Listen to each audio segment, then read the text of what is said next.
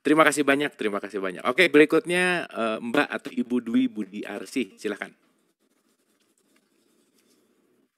Assalamualaikum warahmatullahi wabarakatuh. Waalaikumsalam warahmatullahi wabarakatuh. Dokter Aisyah, saya mau tanya terkait sama menantu dan mertua. Ini lebih ke agak melenceng sedikit ya, Bu. Iya. Anak. Jadi anak kalau saya sebagai menantu sudah berusaha untuk, karena kebetulan masih serumah, sudah berusaha untuk hadir dan membantu. Nah, tapi dari segi suami, mungkin karena dari didikannya jarang ngobrol, ya mungkin sentuhannya pun juga jarang dari dulu.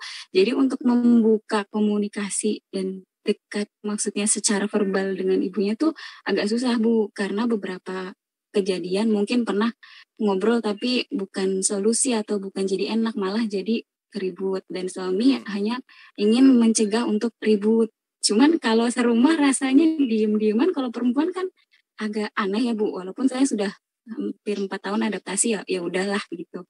Nah, gimana sih caranya dokter supaya, apakah ini yang harus diperbaiki dari suami saya, apakah ada gen dari suami saya yang masih tidur, atau memang bagaimana? Itu yang pertama. Jadi punten, kita ini dulu ya. Jadi Mbak Dwi, saya panggil Mbak nggak apa-apa ya, masih muda soalnya. Ya. Mbak Dwi tinggal sama ibu mertua, sama bapak mertua gitu? Ya. Suami anak berapa? Anak terakhir, kelima. Dari berapa bersaudara? Dari 5. Dari 5 ya. Oh, laki-laki, hanya laki-laki sendiri atau? Semua laki-laki. Semua laki-laki, oke ya. Hanya cuman Mbak Dwi aja sama suami yang tinggal sama ibu mertua? Ada 2 kakak. Oh, ada kakak. Jadi ada mantu yang lain kan? Nggak ada, karena spesial. Jadi dia nggak menikah, 2 orang. Oh gitu, ya, oke. Oh iya, oke. Ya, Mbak, berapa tahun menikah? 4, baru 4. Oh, 4 tahun, ya. Baik. Boleh nggak istilah ya udahlah itu diganti? Iya, maaf Bu. Ya, gini, mulai dari situ. Ya, karena ilmu neurolinguistik program ya, antara program otak dengan seluruh badan kita termasuk kolbu kita, itu pengaruh sekali dengan kata-kata. Ya. Jadi, ya ganti kalimat ya udahlah saya adaptasi, itu diganti. Ya. Kalimatnya adalah insya Allah saya terus belajar untuk beradaptasi. Oke? Itu walaupun lagi dialog sendiri loh. Kadang lagi kesel kan gini, kalau kita lagi kesel kadang-kadang ya udahlah saya yang beradaptasi. Malah bukan beradaptasi tuh omongannya, ya udahlah saya ngalah. Itu ganti.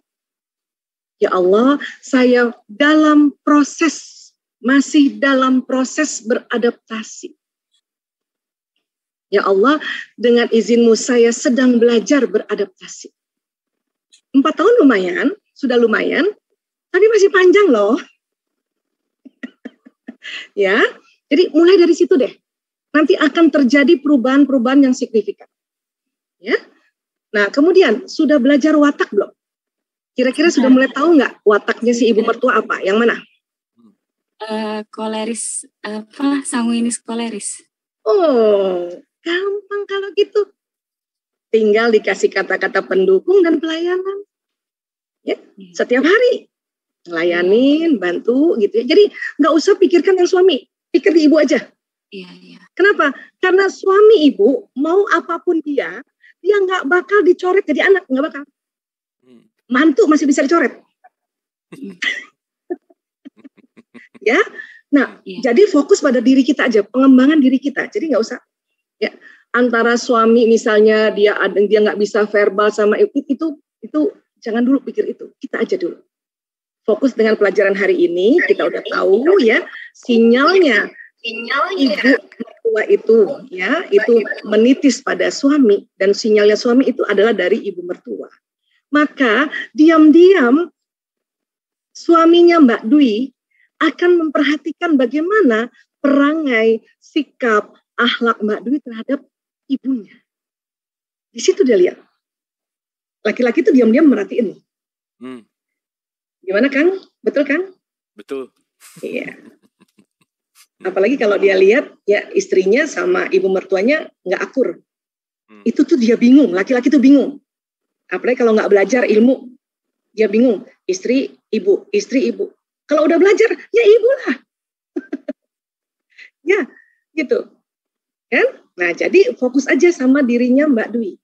Setting kalimatnya, ya Allah, insya Allah dengan izinmu ya Allah, saya dalam proses beradaptasi, belajar mengenal diri saya, belajar mengenal dirinya suami, mengenal diri bapak mertua, ibu mertua gitu. Kalau udah tahu koleris, sanguinis, koleris, berarti dia orang yang hasrat mengatur dan gembira, senang dilayanin dan senang dipuji, pakai itu. Bukan karena mau ambil hatinya, bukan. Ini karena patuh pada Al-Isra ayat 84.